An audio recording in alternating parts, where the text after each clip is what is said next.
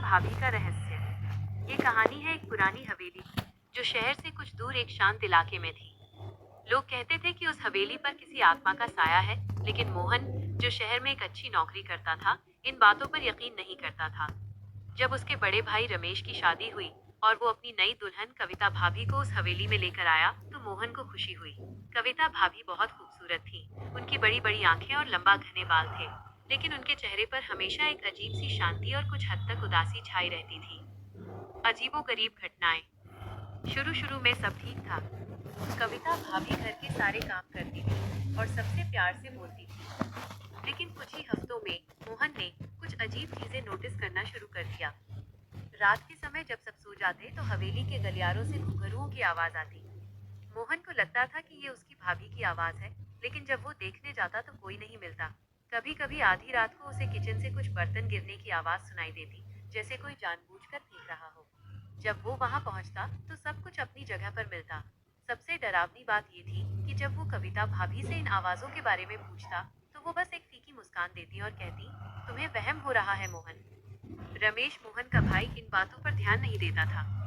वो कहता, मोहन, तुम हमेशा से डरपोक रहे हो। नई शादी हुई है, सब ठीक है। बढ़ता डर। एक रात मोहन अपने कमरे में किताब पढ़ रहा था, जब उसे फिर से घुंघरुओं की आवाज सुनाई दी। इस बार आवाज उसके कमरे के बिल्कुल करीब थी, जैसे कोई उसके दरवाजे के बाहर खड़ा हो। डरते हुए उसने दरवाजा खोला। सामने कोई नहीं था, लेकिन ठंडी हवा का एक झोंका अंदर आया और दरवाजे के पास रखी दिया बुझ गया। उसी क्षण उसने कविता भाभी को हवेली के मुख्य द्वार की ओर जाते देखा।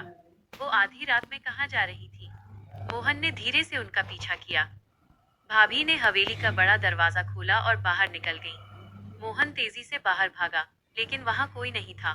चारों ओर घने अंधेरे के सिवा कुछ नहीं था। खौफनाक खुलासा।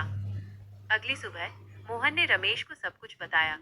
रमेश अब भी यकीन नहीं कर रहा था, लेकिन मोहन के लगातार जोर देने पर वे हवेली के पुराने कागजात देखने लगे। कागजात में एक चौंकाने वाली बात सामने आई। रमेश के दादाजी ने एक पुराने लेख में लिखा था कि इस हवेली में एक लड़की की दुखद मृत्यु हुई थी, जिसका नाम कविता था। वो अपने प्रेमी से मिलने जाती थी और एक दिन उसे मार दिया गया था। उस लड़की को घुंघरू पहनने का बहुत शौक था और वो हर रात अपने प्रेमी से मिलने हवेली से बाहर निकलती थी। मोहन और रमेश ने अपनी पत्नी कविता भाभी से इस बारे में बात करने की कोशिश की, लेकिन वो कुछ भी बताने से मना करती रही। अंतिम रहस्य। एक रात मोहन ने भाभी का पीछा करने का फिर से फैसला किया।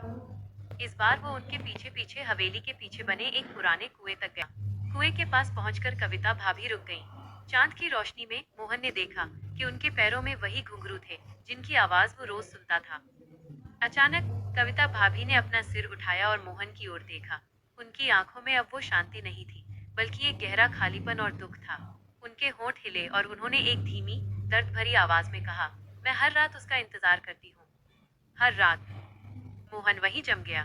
उसे समझ आ गया था कि ये उसकी भाभी नहीं, बल्कि उस हवेली की भटकती आत्मा है, जिसने उसकी भाभी के शरीर को अपना ठिकाना बना लिया है। वो आवाज, वो उदासी, वो आधी रात को बाहर जाना, माइनस सब उस पुरानी आत्मा की कहानी कह रहा था, जो आज भी अपने प्रेमी का इंतजार कर रही थी। मोहन उस रात के बाद उस हवेली में ज्यादा दिन नहीं रुक सका। वह जानता था कि उसकी भाभी के शरीर में अब कोई और है, जो सदियों पुराने इंतजार में हर रात हवेली से बाहर निकलती है, अपने प्रेमी की एक झलक पाने के लिए।